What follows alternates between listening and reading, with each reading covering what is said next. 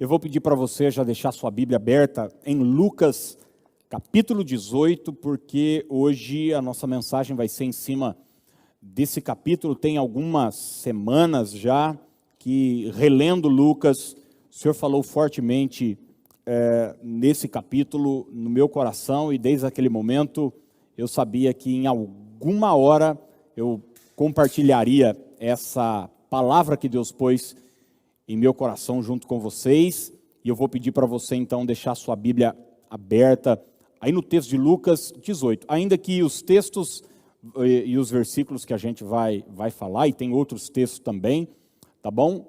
Vão estar sendo passados aí na tela. Você deve sempre ter o costume de anotar, marcar, riscar, pegar uma caneta e tal, enfim, isso é sempre útil para que posteriormente você volte, estude a palavra, olhe com cuidado, olhe com carinho, porque certamente é isso que vai fortalecer você, vai te ajudar. Não se engane. Gente, é uma bênção a gente poder estar num culto, receber uma oração, ter aquele momento de louvor, de adoração. É gostoso, a gente arrepia, a unção, a bênção, mas olha, não se engane, no momento da tempestade, o que vai te segurar firme não são os arrepios que você sentiu um dia, mas é a palavra que tocou o seu entendimento, a sua mente. É a base sólida da nossa vida, deve ser a palavra de Deus. Então, ame essa palavra, se apegue nessa palavra. Eu tenho dito sempre, e eu não acredito que os cristãos não leem a Bíblia por preguiça. Eu acredito que é falta de cultura mesmo, né? Nós estamos num país, vivemos num país onde as pessoas leem pouco. Eu vi, acho que uma reportagem há um tempo atrás, que a cidade de Buenos Aires, eu não sei se eu estou enganado com essa, mas era assim uma proporção violenta. A cidade de Buenos Aires tem a mesma quantidade de biblioteca que tem no Brasil todo. É uma coisa assim, de livraria e tudo.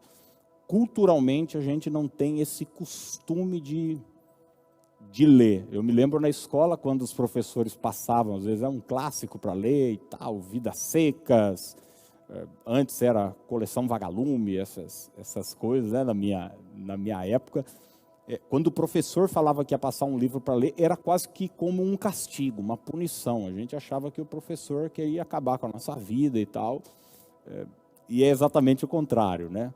Mas hoje existem tantos recursos, né? Tantos aplicativos de leitura bíblica, Bíblia em áudio, no YouTube você vai encontrar a Bíblia toda falada. Enfim, comece. Se você não lê nada, leia alguma coisa. Se você já lê, avance. Certamente vai te abençoar muito. Em todo o Evangelho de Lucas, a humanidade de Jesus está muito colocada. E é curioso como você vai ver a vida de oração de Jesus sendo exposta no Evangelho de Lucas. Jesus está sempre num canto orando, está sempre no monte orando. Jesus passa madrugadas orando. Isso é tão intrigante para os discípulos, que os discípulos nunca perguntaram para Jesus ou questionaram ele, dizendo: mestre, nos ensine a pregar, a gente quer ter esse poder de argumentação que o Senhor tem, de usar exemplos do dia a dia, nos ensine. Não, os discípulos nunca perguntaram isso. Mas um dia os discípulos falaram para Jesus: mestre, nos ensine a orar, porque a vida de oração de Jesus, a intimidade, o contato que Jesus tinha com o Pai, era algo que chamava a atenção, saltava aos olhos dos discípulos. E hoje eu quero falar com você sobre isso, olhando para esse capítulo 18 do Evangelho de Lucas. O nosso tema é como orar corretamente. Como orar corretamente. 3 marcas de uma oração eficaz. Eu já já atendi, conversei nesses anos todos de ministério com muitas pessoas que me disseram: pastor, eu não sei orar. Algumas até já me disseram num culto, às vezes no início de um culto: pastor, para o seu bem, para o meu bem, para o bem da igreja, jamais me chame num culto para fazer uma oração. Pelo amor de Deus, eu acho que eu desmaiaria, porque eu não sei orar, né? E eu entendo perfeitamente o que essas pessoas estão falando, porque normalmente a gente entende oração, e quando as pessoas dizem que não sabem orar, elas estão dizendo o seguinte: eu não sei colocar as palavras certas, eu não sei colocar as palavras-chave, como se a oração fosse uma senha, um código, e na verdade a oração é um diálogo. Orar corretamente não tem a ver com usar palavras bonitas, orar corretamente não tem a ver com impostação de voz. Você já deve ter visto que muitas pessoas, quando vão orar, elas mudam o tom da voz, né? Elas começam a falar de uma forma diferente. Mas orar certo não tem a ver com essas coisas, tem a ver com outras coisas. E eu quero deixar 3 delas aqui para nós pensarmos hoje. 3 coisas, 3 marcas, 3 características que vão certamente produzir uma oração eficaz. A Bíblia vai dizer que a oração, ela é eficaz, ela tem poder. A oração do justo, ela tem poder. A gente acredita no poder que existe quando nós oramos. E nós vamos olhar isso agora em Lucas capítulo 18. A primeira marca de uma oração eficaz e de uma oração que vai produzir resultados, se você desejar isso na sua vida, é: ore com perseverança. Ore com perseverança. Seja insistente na sua oração. Lucas 18, 1. A gente está diante de uma parábola, a parábola do juiz iníquo, e o texto começa assim: disse-lhe Jesus uma parábola sobre o dever de orar sempre e nunca esmurecer. Sobre o dever de orar sempre e nunca esmorecer. Se você ler o capítulo 18, do 1 até o 8, você vai ver uma viúva que tem uma causa para ser julgada, e nessa cidade onde a viúva mora tem um juiz. E o juiz não tem escrúpulo. Em nenhum momento pense que Deus é o juiz na parábola. Não tem nada disso. A chave aqui é a insistência e a perseverança dessa mulher. É o que Jesus está querendo dizer. E esse juiz não julga a causa dessa mulher. E essa mulher constantemente vai até esse juiz, de dia, de noite, de dia, de noite, de dia, de noite, até que esse juiz, por cansaço de ser molestado, vai lá e julga a causa dessa mulher. A perseverança dela, a insistência dela, foi a chave para ela ter resultado no seu pedido, naquilo que ela desejava. E Jesus deixa essa lição para nós, que na oração nós devemos jamais esmorecer, nunca desanimar. Pelo contrário, insistir e orar sempre com perseverança. Gente, nós vivemos hoje num mundo extremamente rápido, e isso é uma bênção. Eu louvo a Deus por ter nascido nos anos 80, no século 20, porque as coisas são rápidas, as coisas são... Você quer falar com alguém, você manda uma mensagem na hora, a pessoa recebe a sua mensagem. Eu me lembro de conversar com algumas pessoas por carta, quando eu era criança, início da adolescência. Eu me lembro de ter amigos fora da cidade e às vezes ter que pegar e ir na Telesp, aqui na Rua Voluntários, aqui pertinho, e fazer algumas ligações e tal. Eu me lembro dessas coisas, hoje não, gente. Com qualquer pessoa, em qualquer lugar do mundo, por um aplicativo, você não só fala com a pessoa, você vê a pessoa, por vídeo, e conversa na hora. Isso é uma bênção, a gente poder fazer parte dessa rapidez. Mas isso pode criar na gente uma falsa ideia de que com Deus as coisas sempre vão ser rápidas demais. E não é assim.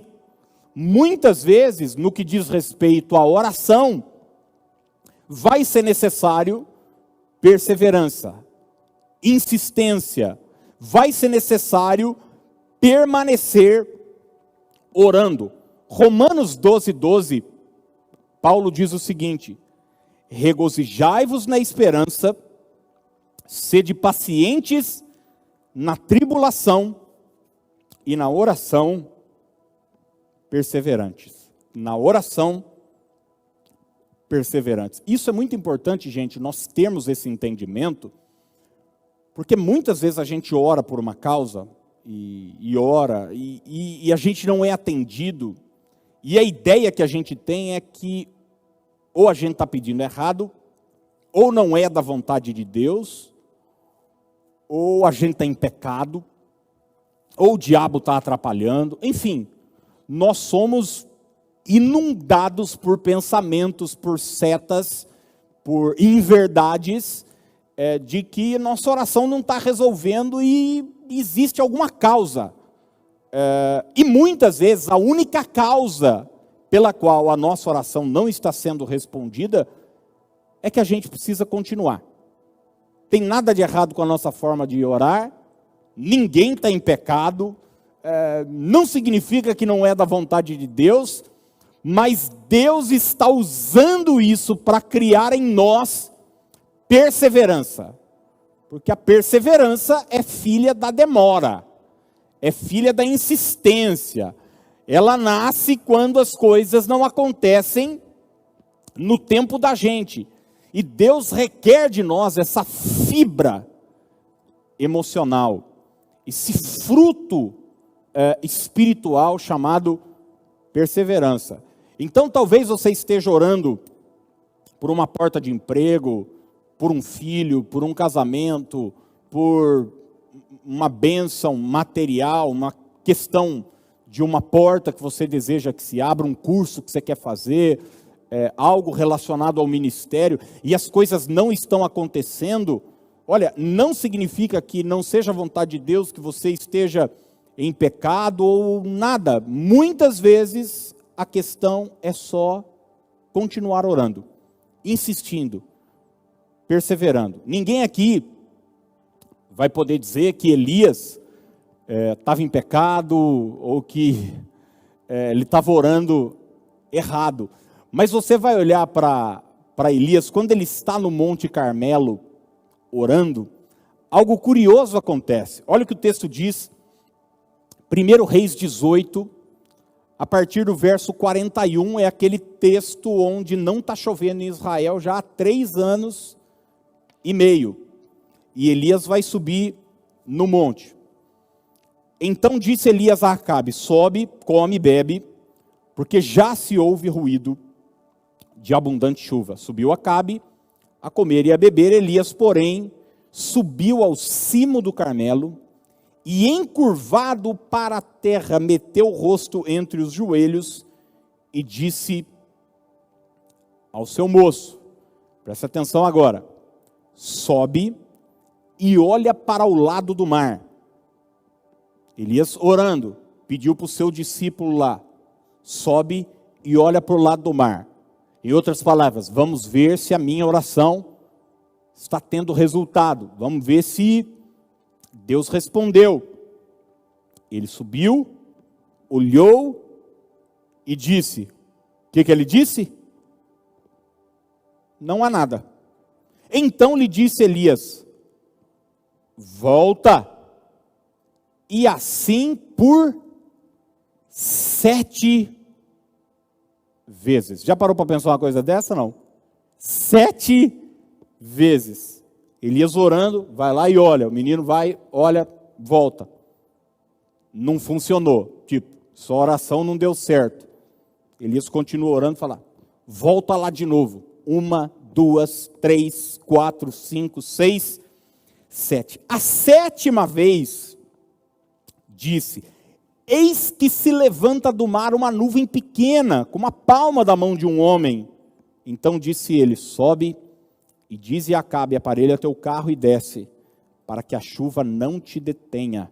Dentro em pouco, os céus se enegreceram com nuvens e ventos, e caiu grande chuva. E caiu grande chuva. Qual foi a chave da oração de Elias, gente? Perseverança. A mesma chave da oração, do pedido dessa viúva que tinha uma causa, um problema a ser resolvido.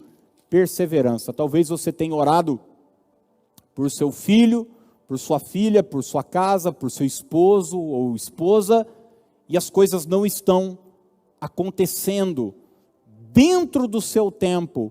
Mas o Senhor diz hoje para você, persevere, não esmoreça, não desanime, ore sempre, insista, continua. Aquiles, mas é difícil, mas insista. Pastor, mas eu não estou vendo resultado, mas insista. Pastor, mas eu acho que eu sinto, insista. A perseverança, a constância é a chave para termos resultado. Gente, é assim em tudo na vida. Você for começar a fazer uma caminhada, é engraçado, né? Às vezes a pessoa fala, não, amanhã é o dia, né? Amanhã é o dia internacional de começar as coisas. A pessoa vai lá e fala, vou começar, chega.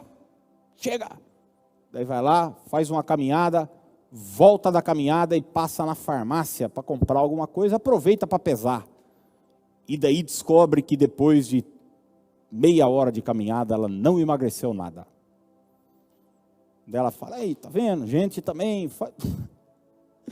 É necessário perseverança em tudo na nossa vida, em todas as áreas. E na oração, não é diferente. Ore com perseverança. Essa primeira lição de Jesus aqui em Lucas 18. A segunda, ore com humildade. Ore com humildade.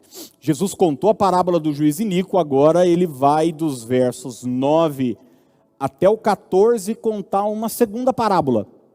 A parábola do fariseu e do publicano que vão para o templo, que vão para a casa de Deus, segundo o verso 10, com o propósito de orar. Um parênteses que eu vou abrir aqui para você, é que você vai ver, tanto no verso 11 como no verso 13, que o fariseu que teve a sua oração rejeitada e o publicano que teve a sua oração aceita, estavam em pé no templo orando.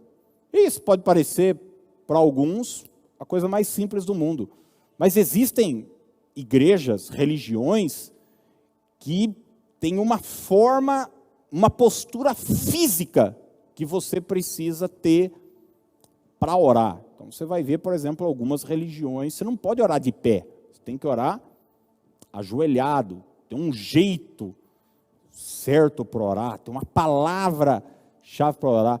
Jesus vai mostrar que os dois estão com a mesma postura corporal.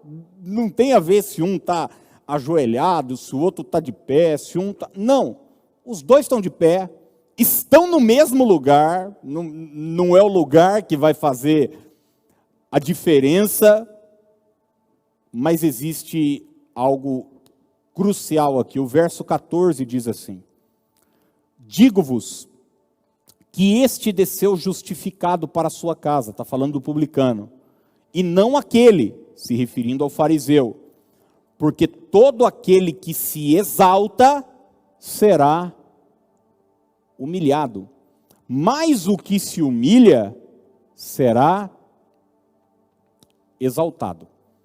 A diferença foi na postura do coração.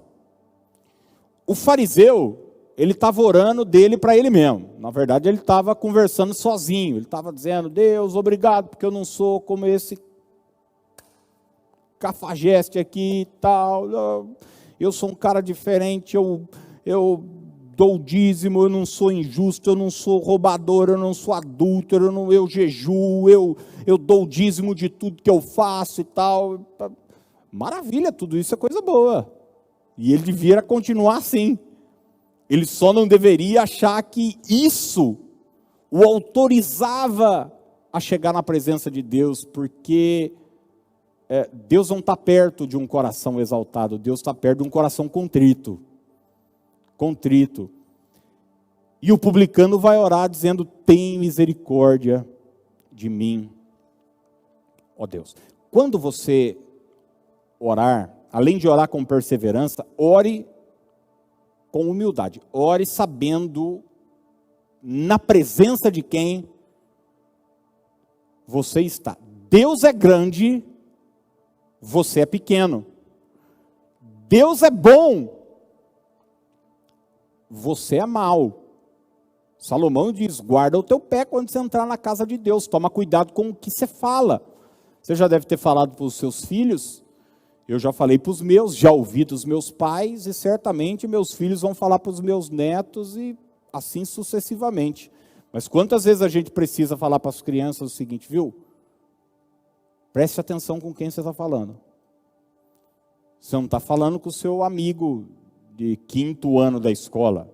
Você não está falando com o amigo que você joga Minecraft. Você está falando com o seu pai. Você está falando com a sua mãe. Humildade é isso. É quando você está na presença de Deus e sabe que Ele é maior que você. Orar humildemente é reconhecer sua total dependência de Deus. Gente, não é um teatro, viu? Orar humildemente, porque tem pessoas que querem jogar com palavras e até se orgulham da sua humildade. Não é disso que se trata. Se trata de uma verdade do coração, de estar na presença de Deus e saber, de fato, eu preciso do Senhor. Tiago 4,10 diz: humilhai-vos na presença do Senhor, e Ele vos exaltará. Humilhai-vos na presença do Senhor, e Ele vos exaltará. Tem um texto bastante conhecido de todos nós, é o texto da mulher cananeia, quando Jesus vai para Tiro e Sidom, e uma mulher vai pedir ajuda para Jesus. Em outras palavras, vai orar, vai falar com Jesus. E olha o que o texto diz: partindo Jesus, Mateus 15, 21 em diante, partindo Jesus dali, retirou-se para os lados de Tiro e Sidom, e eis que uma mulher cananeia que viera daquelas regiões, clamava: Senhor, filho de Davi, tem compaixão de mim. Minha filha está horrivelmente endemoniada. Ele, porém, não lhe respondeu palavra, e os seus discípulos, aproximando-se, rogaram-lhe: despede-a, pois vem clamando atrás de nós. Mas Jesus respondeu: não fui enviado senão as ovelhas perdidas da casa de Israel. Ela, porém, veio e o adorou, dizendo: Senhor, socorre-me. Então, ele respondendo disse: não é bom tomar o pão dos filhos e lançá-lo aos cachorrinhos. Ela, contudo, replicou: sim, Senhor. Porém, os cachorrinhos comem das migalhas que caem da mesa dos seus donos. E o texto continua falando sobre a cura da sua filha, o restabelecimento pronto da sua filha. Atitude de humildade, de reconhecimento de que eu não sou nada na presença do meu Deus. Tem uma história antiga que eu acho maravilhosa, diz que um seminarista teve a oportunidade pela primeira vez de pregar num culto da igreja. Seu pastor chamou ele estava sendo preparado para o ministério, e o pastor falou, ó, domingo que vem você vai pregar.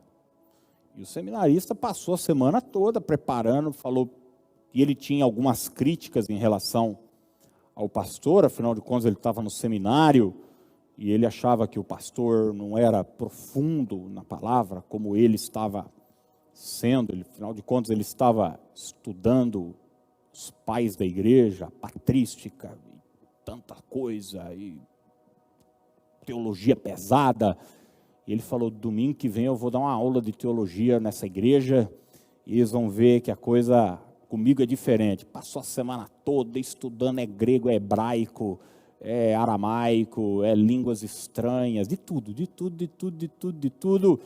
E chegou no domingo, o grande dia dele dar a sua grande aula de teologia. Ele botou um terno alinhado, bonito, tal, e subiu na plataforma, todo pomposo, com a voz impostada, e pregou, e foi uma nhaca.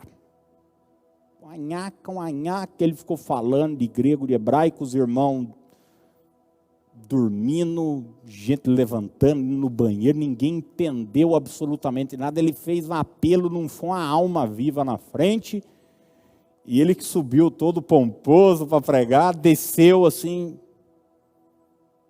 cabisbaixo, rapaz, e tal. E daí, no final do culto, o pastor chamou ele no escritório, falou, e aí? Aí ele começou a chorar, ai, pastor, tal. O pastor falou para ele o seguinte, se você tivesse subido do jeito que você desceu, você teria descido do jeito que você subiu. Entendeu ou não? O pastor disse, se você tivesse subido para o altar do jeito que você desceu, humilde, se você tivesse subido assim para pregar, você teria descido com a cabeça erguida. E muitas vezes o orgulho vai ser completamente prejudicial para aquilo que Deus quer realizar na nossa vida. A chave sempre estará na humildade. 1 de Pedro 5:6, Pedro disse o seguinte, humilhai-vos, portanto, sob a poderosa mão de Deus, para que Ele, em tempo oportuno, vos exalte. Quando a Bíblia fala sobre nos humilharmos na presença de Deus, não é para que você seja abatido, para que Deus deixe claro o seu lugar, não. Você se humilha, sabe para quê? Para que Deus te exalte. O diabo vai fazer exatamente o contrário. Ele vai querer começar com exaltação. Não é assim que ele tenta Jesus lá na primeira tentação em Mateus capítulo 4, levando Jesus para o pináculo do templo e tal, levando Jesus, olha os reinos desse mundo, eu vou te dar tudo isso, corta caminho, para depois o abater. Não. Os humilhados serão exaltados. Quando orar, ore com perseverança, mas ore também com humildade. A gente está vivendo um tempo complicado, e eu já vi muita gente assim, falando com Deus, quase que colocando o dedo na cara de Deus. Eu determino, eu isso, eu aquilo. Você não determina nada, você não manda nem no seu cachorro, você não manda nem na sua mulher, você determina para Deus. Eu tento falar com a minha cachorra, vem aqui, ela não vem. Como é que eu vou chegar diante de Deus dizendo, Senhor isso, Senhor aquilo? Quando orar, ore com perseverança, ore com humildade. Humildade. E em terceiro e último lugar, quando orar, ore com fé. Ore com fé. Não confunda humildade com incredulidade, tá bom? Não confunda humildade com incredulidade. Tem gente que fala, eu tenho uma fé tão pequena, não consigo crer, acreditando que isso é humildade, Deus vai, que bacana, mas, desse jeito que eu gosto mesmo. Não. Incredulidade é uma coisa, e uma coisa prejudicial, e uma coisa que desagrada a Deus, e uma coisa que matou milhões de hebreus no deserto sem incredulidade. Agora, a humildade agrada a Deus. Uma coisa não tem nada a ver com a outra. A humildade é você reconhecer que nada pode, mas jamais se esqueça de que você está na presença daquele que tudo pode. Isso é fé. Humildade é você reconhecer, cara, eu não posso nada. Mas fé é você dizer, mas o meu Deus pode todas as coisas. E você vai ver no capítulo 18 de Lucas, a história do cego de Jericó, o cego Bartimeu. Jesus está na cidade de Jericó, parou na frente de Bartimeu, perguntou lá, o que queres que eu te faça? E ele respondeu, eu quero voltar a ver. Verso 42 de Lucas 18, então Jesus lhe disse, recupera a tua vista, a tua fé te salvou. A tua fé te salvou. Quando alguém pedia algo para Jesus, Jesus não consultava o passado da pessoa, a nacionalidade da pessoa, ele não queria ver se a pessoa tinha dinheiro, não tinha dinheiro, se a roupa era bonita, o passado dela, não. Só uma coisa fazia diferença na hora de Jesus suprir a necessidade de alguém. Jesus olhava para a fé dessa pessoa. Hebreus 11:6 diz o seguinte, de fato, sem fé, é impossível agradar a Deus. Sem fé, é impossível agradar a Deus, porquanto é necessário que aquele que se aproxima de Deus, creia que Ele existe e que se torna galardoador, recompensador dos que o buscam. Você não agrada a Deus com a sua postura corporal na hora de orar. Você agrada a Deus acreditando. Estou na presença do Deus que tudo pode, do Deus que é real, que é verdadeiro, que tem poder para me recompensar. Tem um texto em Atos que eu acho extraordinário. Paulo está na cidade de Listra e numa de suas cruzadas, pregando, ensinando a palavra, e Deus usava muito o apóstolo Paulo em cura física, em milagres extraordinários. No ministério de Paulo existe inclusive relatos de ressurreição, como o jovem Eutico, que estava sentado na janela e no meio de uma mensagem cai, dorme, cai, e Paulo vai lá e o ressuscita. Mas Paulo está em Listra, em Atos 14:8, e olha o que o texto diz. Em Listra havia um homem paralítico dos pés, aleijado desde o nascimento, que vivia ali sentado e nunca tinha andado. Era paralítico de nascença, nasceu sem a capacidade de andar. Ele ouvira Paulo falar, ele ouviu a mensagem de Paulo. Você se lembra o que o Novo Testamento diz? Que a fé vem pelo que, gente? Pelo ouvir. A fé vem pelo ouvir. É por isso que é importante você ouvir a palavra, é por isso que é importante você ler a palavra, é por isso que é importante você assistir as mensagens, participar dos cultos, porque isso vai gerar no seu coração fé. Esse paralítico estava lá desde a sua infância, sem a capacidade de andar, e ele ouviu Paulo falar. Quando Paulo olhou diretamente para ele, e olha o que o texto diz agora, e viu que o homem tinha fé para ser curado.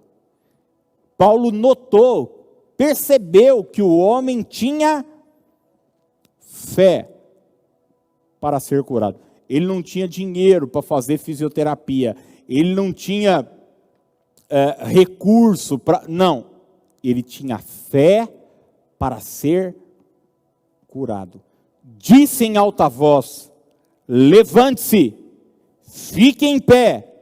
Com isso o homem deu um salto e começou a andar. Ore com perseverança, ore com humildade, mas sempre que você for falar com Deus, ore com fé, ore acreditando que Deus é poderoso para agir. Quando você não ora com fé, você está duvidando da capacidade de Deus. Isso não é uma boa coisa a se fazer. Coloca algo na sua mente de uma vez por todas. Quando você for orar, por exemplo, você tem uma enfermidade física, você quer ter um filho, não pode, você quer uma porta de emprego e não consegue. Quando você vai orar, não se trata das suas condições humanas, dos seus recursos. O seu recurso é você ir lá e tomar o remédio, é você pegar e levar o seu currículo. Isso são as coisas que você pode e deve fazer. Mas quando você entra na sala do trono, nós estamos falando dos recursos dele, que são ilimitados. Não existe mais barreira, não existe mais impossibilidade. Jesus em Marcos 9:23 diz para aquele pai do menino lunático, endemoniado, que era jogado no fogo e na água, Jesus disse para ele o seguinte: se podes, tudo é possível ao que crê.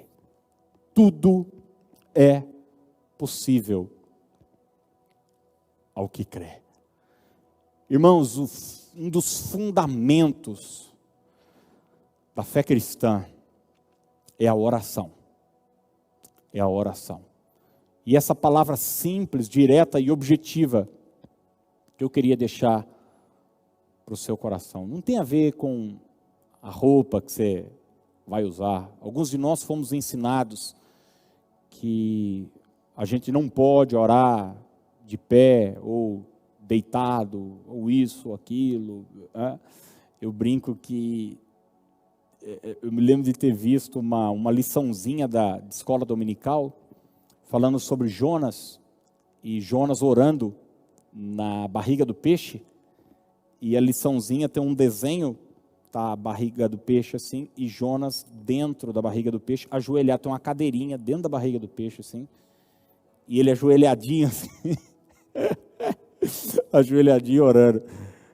Não tem a ver se você está com um véu na cabeça, sem véu, você está debaixo do chuveiro, você pode estar orando, dirigindo o seu carro, indo para o seu trabalho, dentro do ônibus, no meio da maior crise da sua vida, as lágrimas rolando dos seus olhos. Você pode estar trancado dentro do seu quarto, num leito de hospital, desesperado. Você não está no templo, você não está ajoelhado, você não tem nem condições. Você não consegue empregar as melhores palavras, porque muitas vezes a oração real, verdadeira, não traz boas palavras, às vezes são só gemidos. Graças a Deus, que quando nós não sabemos como orar, e nós não sabemos como orar, temos o Espírito Santo que intercede por nós, com gemidos inexprimíveis. Então, às vezes a oração verdadeira é choro, são lágrimas, é humilhação, é ficar na presença de Deus, perseverando, mas acreditando que Deus tudo pode. Deus tudo pode. Quero dizer para você hoje, insista mais um pouco. Continue. Tem orado pelos seus filhos? Persevere em oração. Tem orado para Deus mudar as coisas lá no trabalho? Persevere em oração. Persevere em oração com humildade. Lembra de Jesus? Pai, quero isso, quero aquilo, mas seja feita a tua vontade. Isso é humildade, isso é reconhecer que a vontade de Deus é o melhor para a minha vida. Mas ore com fé.